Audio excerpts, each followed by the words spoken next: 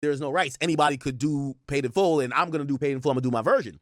And then he came and doubled down by saying, yo, 50's always kind of just saying stuff. Like, why don't y'all ask him, like, where's the Diddy doc? He said he was doing a Diddy doc. Where the fuck is that? Then the Diddy doc actually gets announced, which was kind of like surprising because, not surprising that it got announced, because Dame had tried to make his own announcement that he was like chairman of like Revolt, and then we got to find out that may have not been all the way true. So he had said, man, other niggas just be saying shit, y'all believe him. Like when he was on the Breakfast Club, he kept saying that. It's like, yo, what about this Diddy doc? Then the Diddy doc gets announced. And 50 took some shots at him like, yeah, nigga, whatever. And essentially, the doc comes out. So this is the first time Dame is speaking on the doc. Yeah, that's kind of crazy. Now it's out. So that's what make that shit even more crazy, Scott. And let's get into that. I'll give you my analysis, and then we will talk a little bit more. By the way, guys, if you have topics, please send it in. I don't care how you send it in. I'm rocking with y'all tonight. I know it's late, but I'm telling you, the more I do this 30 for 30, like I realize the strength in the audience we've built. I want to let you know it's 4:25. If you're watching this later tomorrow on YouTube or anywhere else, or even on Spotify or Apple Music, it's 4:25 a.m. in the morning, and we have 14,321 people watching this. We have 12,000 people on YouTube, and then we have 2,000 people on Kick and Rumble combined. It's 4 a.m. Thank you guys so much, and thank you guys for supporting me in this 30 for 30, okay? All right, let's get into this. This is Dame Dash speaking about a Diddy documentary, and he brings up some interesting things, but let me kick it off. But what I'm saying is... Conduct for a grown-ass man from where I'm from and where I thought he was from. There's just certain, so... I honestly thought, based on like moral codes and like coming from where speaking about a documentary here. Ethic, I honestly didn't think that he would ever do that. Why though? Because I wouldn't. Even though that would be the question why he has done. Because it's just not my job to tell. I'm not a black man that's going to tear another black man down. Let them do that. But also, like if somebody, again, allegedly, it just seems like somebody, violated his baby mother in front of his kid. So yeah, but that's not how we deal with things from where we're from. Did you check him on the back end? Hey, Did you check him on the back end? I know y'all girls, but I'm not answering that. But I'm saying. Wait, I'm going to pause it here, but he says Puffy violated Daphne Joy in front of Sire, which is 50 Cent's son. I'm trying to remember the trial, and does anybody remember anything different than what I'm saying? I don't know if that's necessarily all the way true. Is it really? I know he was supposedly abusive to her, but was it in front of the kid? Someone help me if you have information, send it in. Thank you. Okay.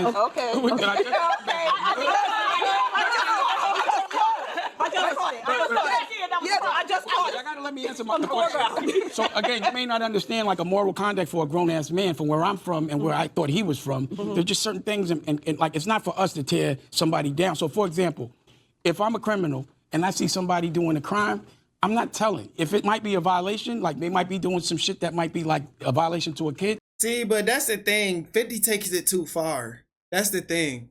You don't know about a nigga that's gonna take it too far. And 50 gonna take that shit far, bro. Like, yeah, of course nobody gonna snitch on nobody, but nigga, the information is out there, and I don't know, bro. That's some weird shit too. I ain't gonna hold you. But it is what it is. That's how the game is, man. You gotta take it how it is. Once you doing bullshit like that, don't do no bullshit. Then I got to go handle that. If I sign on to the street.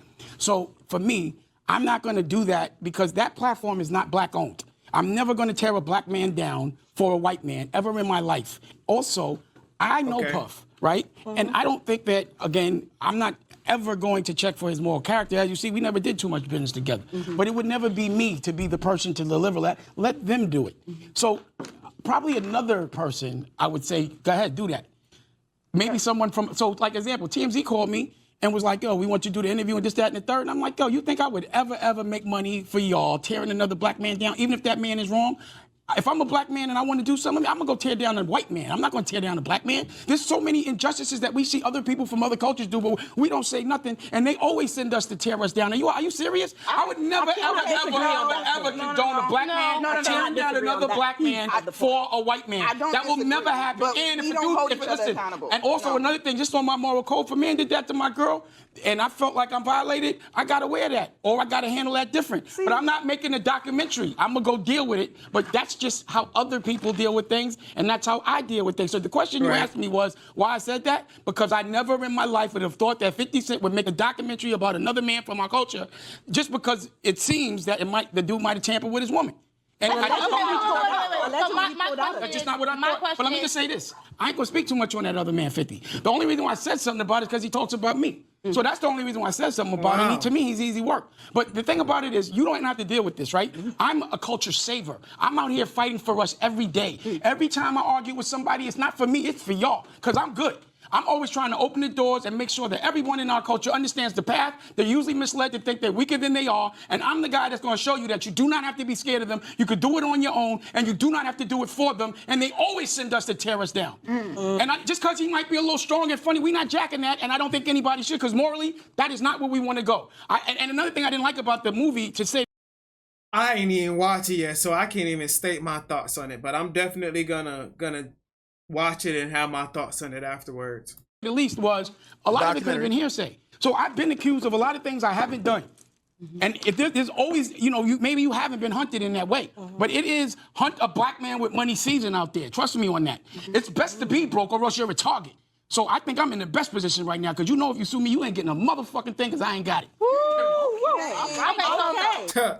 Yeah, he did file for bankruptcy, so I think any litigations that would come after him during this time, they kind of get almost referred to the bankruptcy judge or the arbitrator, and that person is usually going to say, "Hey, listen, get in line, even if you do win."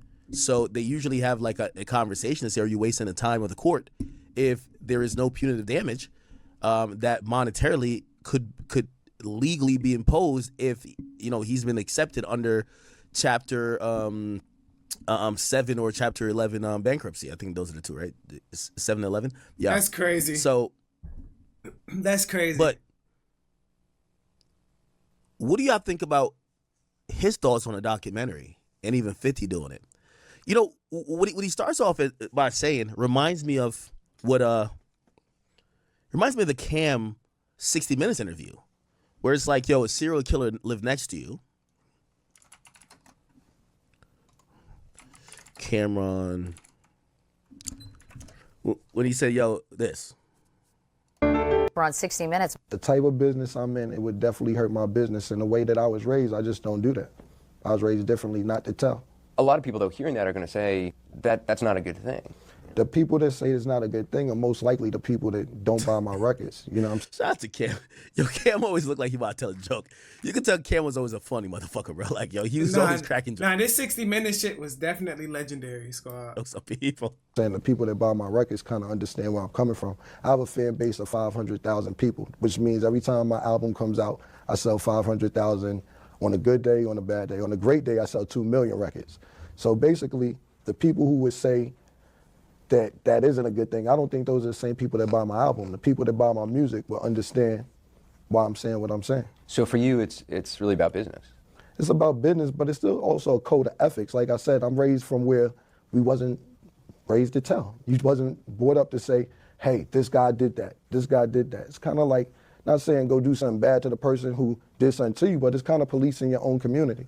If there is a serial killer living next door to you, though, and you know that person is, killing people, would you be a snitch if you called police and told them? If I knew the serial killer was living next door to me? Yeah. No, I wouldn't call and tell anybody on them, but I'll probably move. Like, I'm not going to be around because I don't need to be living around serial killers, but I'm not going to call and be like, dead ass, though. Put the signs up like, the serial killer's in 4E. It's not your... Nah, no cap, though. I don't know why this is funny to me. I'm going to move. Fuck that.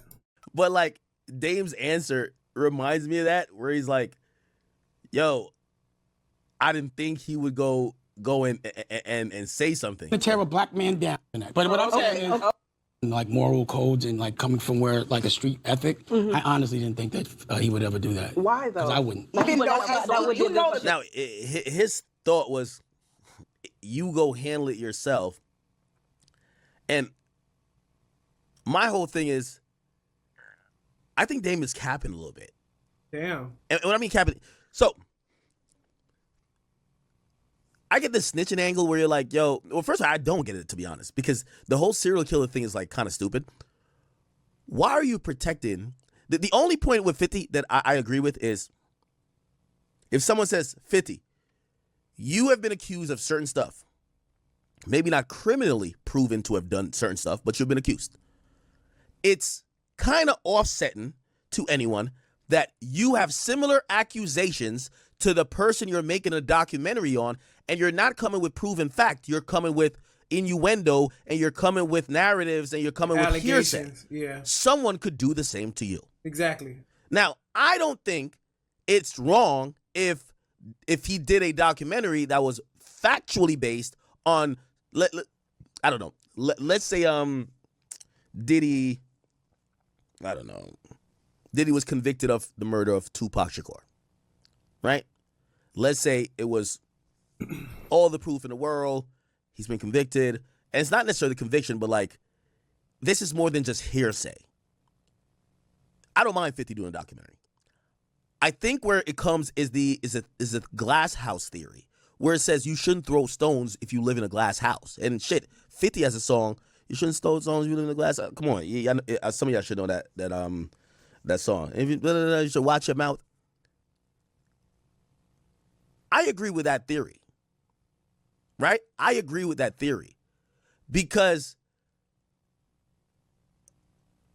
if you've been accused of similar things but not proven, right, or there's no hard evidence of certain stuff, why would you then use circumstantial evidence and hearsay to bury someone else when you're basically announcing to the world it's cool if people use the same to bury you? Now, maybe you're more liked and people won't do the same to you, but why would you do it to someone else? Yeah. Treat others the way you want to be treated. That's definitely gonna tarnish his image, bro. For sure. And the motherfucker can definitely sue you for that shit. False allegations. What if he comes free from that shit and all that shit backfire on 50? Then it's gonna hit him hard, right? You become a flagrant hypocrite. Right. And that's my only issue when it comes to 50, right? Like, imagine if, like, Cassie's not in a documentary. Imagine if someone took the things and the accusations of Diddy. Not Diddy, I mean 50. Daphne Joy came out and said 50 R-worded her.